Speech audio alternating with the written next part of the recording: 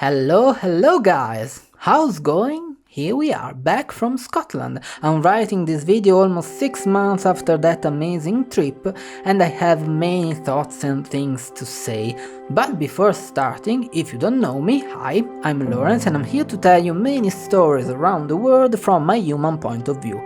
Before starting, help me to grow this project, snap me a like and subscribe. So back to us. As you see, the Scotland series is over.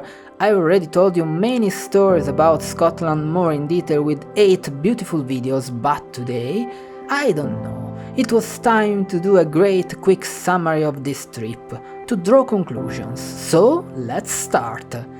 The last day of August 2022, I took a plane from Malpensa, destination Edinburgh.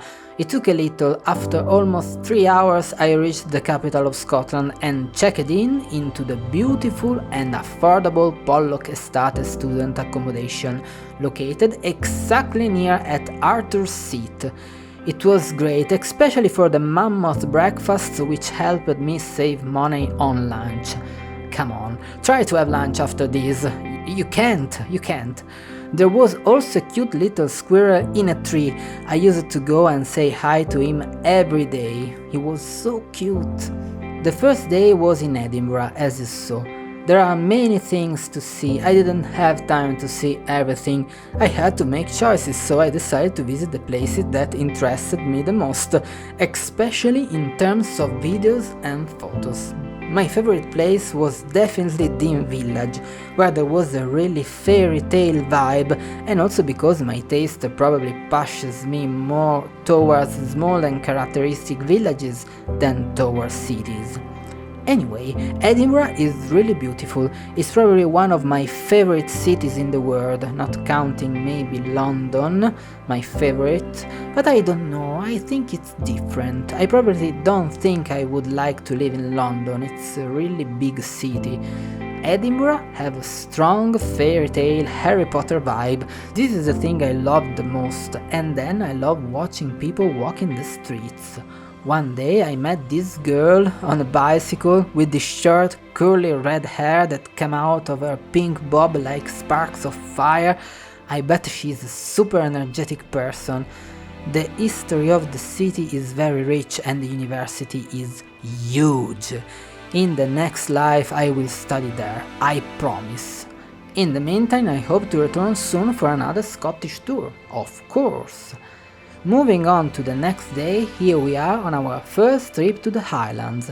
As you saw, for this travel I decided to try different bus tours, both because being on my own was really cheaper for me, and because I'm terribly scared of driving on the left, so better if someone else drives. It was good also because it's more touristic, so if someone have some interest to buying a trip, here's my experience. But let's talk about Highlands.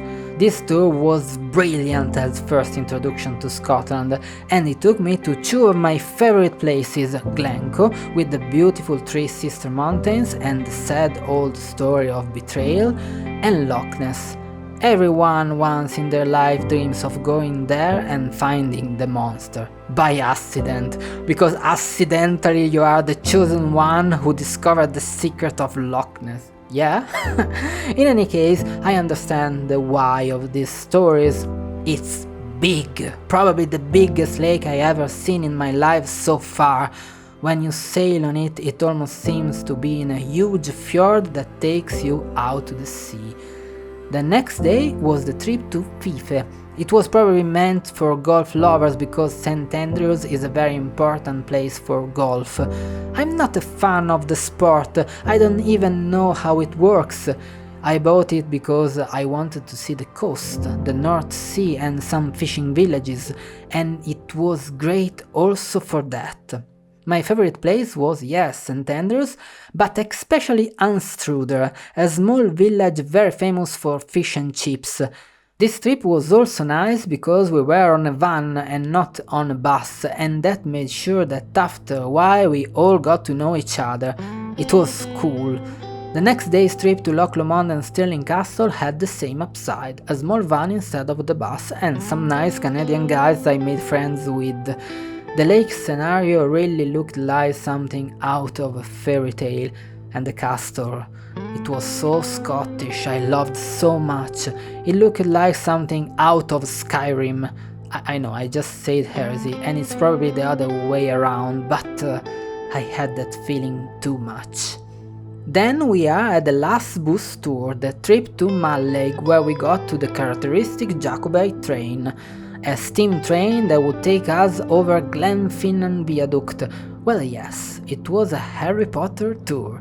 This was probably the most exciting to me, that like many of my generation we grew up with Harry Potter. Being on that viaduct really felt like I was on the Hogwarts Express. Plus, I met so many people I talked to about so many far places in the world. Then we went back to Glencoe. Maybe one day I will do it again. And finally, the last day of the trip. How can we honor this beautiful city if not by looking at it from the top of Arthur's Seat? A real piece of island right in Edinburgh. It was great. Shame it then started to rain really hard, but well, you've never really been to Scotland unless you've caught a super downpour, have you? And then it was all over. That September evening I returned to Italy on a single-wing plane, basically because the weather was awful.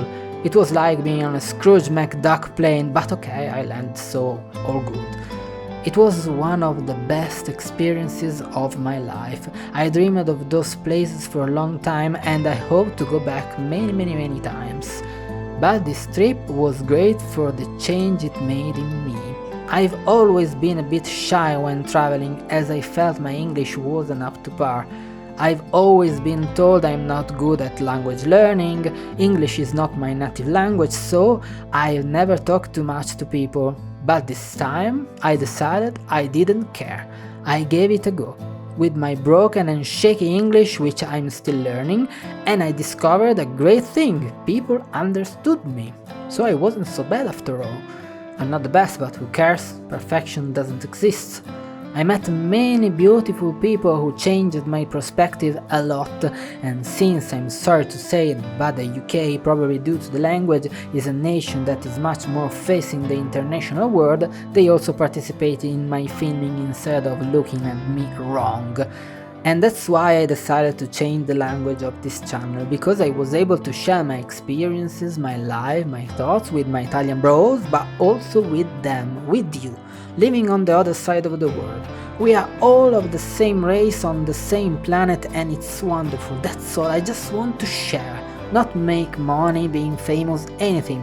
Just share and give a moment of joy and adventure, a moment of chill in this hard life. It was something I had lost track of for some time, and that had spurred me to open this channel in 2018. It was time to be myself again, and here I am. I really hope you enjoyed this trip to Scotland like I do. I really wish you will always open to new ideas and new point of view like I want to be. So this series is finished for now. See you in the next one. Thank you for watching and for traveling with me. And as always, cheers!